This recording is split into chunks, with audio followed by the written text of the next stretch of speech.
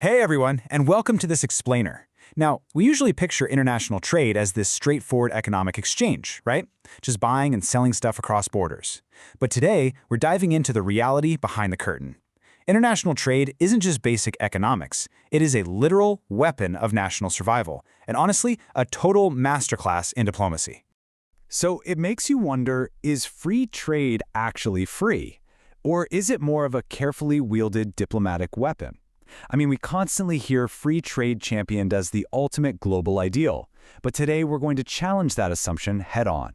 We'll uncover how the rules of trade are manipulated, heavily negotiated, and deployed by nations just to secure their own interests. Okay, let's dive into this. Here is our roadmap for today. We'll start with the weapon of trade, look at free trade versus protectionism, uncover the West's protectionist history, examine Nigeria's trade policy swings, and finally break down why Nigeria's protectionism failed. Let's get right to it. Starting off with Section 1, the weapon of trade, more than buying and selling. So, what exactly is trade diplomacy? Basically, it's the strategic use of foreign policy tools. Think tariffs, sanctions, and subsidies. It's exactly how nations protect their domestic industries and ultimately secure their own survival. Because look, no nation on Earth has absolutely everything it needs, which turns everyday trade rules into this massive arena for intense political maneuvering. Countries use their import and export policies to reward allies, punish adversaries, and shield their own vulnerable industries from getting crushed by established foreign giants. And just so you know, the rigorous insights and specific statistics we're unpacking today come straight from the Journal of African Foreign Affairs. We'll be letting their historical data and economic analysis guide our entire journey today. Moving to Section 2, free trade versus protectionism, the ideological battle. To really grasp this, we have to understand the heavyweight historical fight between two opposing economic philosophies. In one corner, you've got free trade.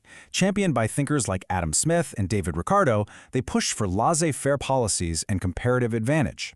That's basically the idea that nations should just produce whatever they're best at and freely trade for everything else. Super efficient in theory. But then, in the other corner, you have protectionism. Pushed by figures like Alexander Hamilton and Friedrich List, this argues a much harsher reality. Brand new, infant domestic industries will absolutely get crushed by established foreign competitors unless a government steps in to shield them with tariffs and subsidies. Which brings us to Section 3, the West's protectionist history, the illusion of free trade. You know, we often hear developed nations preaching the gospel of free trade today, right? But let's actually look at what they historically practiced. Just follow this timeline. In 1815, Great Britain passed the Corn Laws to heavily protect its agriculture. Skip to 1892, France passed massive protectionist tariffs. And in 1897, the United States enacted the Protective Dingley Tariff Act to rapidly expand its own manufacturing. The irony here is wild. The global economic powers of today explicitly used aggressive protectionism to trigger their own industrial revolutions way before they ever started advocating for free trade. And hey, this isn't just ancient history either.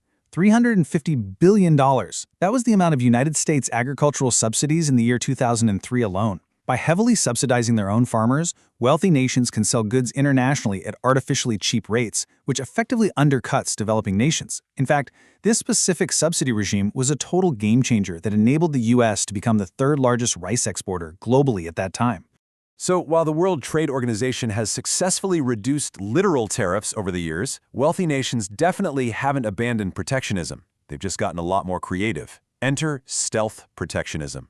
They now use strict food standards, anti-dumping duties, and massive subsidies as modern, non-tariff barriers. It's a way of quietly protecting their domestic markets while still technically adhering to free trade agreements. Kind of a loophole, right? Next up is Section 4, Nigeria's trade policy swings, bouncing between extremes. Now, if protectionism sparked the West's Industrial Revolution, you might logically ask, why hasn't it worked for a developing nation like Nigeria?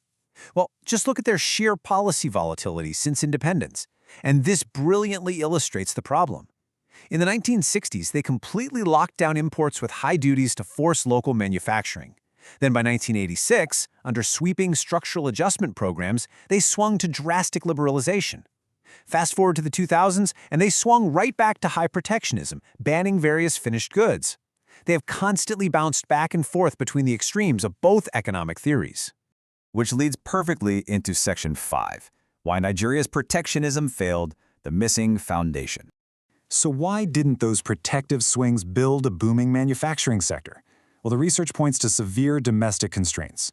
Constant policy swinging created massive macroeconomic uncertainty, which, frankly, terrifies investors. Add to that severe infrastructural decay, like a lack of reliable electricity or decent roads, astronomical interest rates that limit business credit, and the total absence of social safety nets. You simply cannot build export-led industrial growth if your factories literally lack basic power and capital. But infrastructure is only part of the story here. Consider this staggering discrepancy. 60% of all West African imports are designated for Nigeria, yet less than 20% of those goods actually route through official Nigerian seaports. So where does the remaining 40% go? Well, they take a massive detour through neighboring countries and quietly slip in via land borders. Now, what's really interesting about this is the reality on the ground. According to a former Maritime Council chairman, instead of paying a 10 to 15 million naira official duty at the wharfs, an importer could just pay a 1 million naira bribe discount to customs officers at the land borders. This level of institutional corruption entirely bypasses government revenue and makes a complete mockery of trade regulations. You simply can't protect your local industries if your borders are acting like a sieve. The overarching resolution from our source material here is strikingly clear. Trying to outwit the global trade system with tariffs and bans is practically impossible without securing an unshakable domestic foundation first.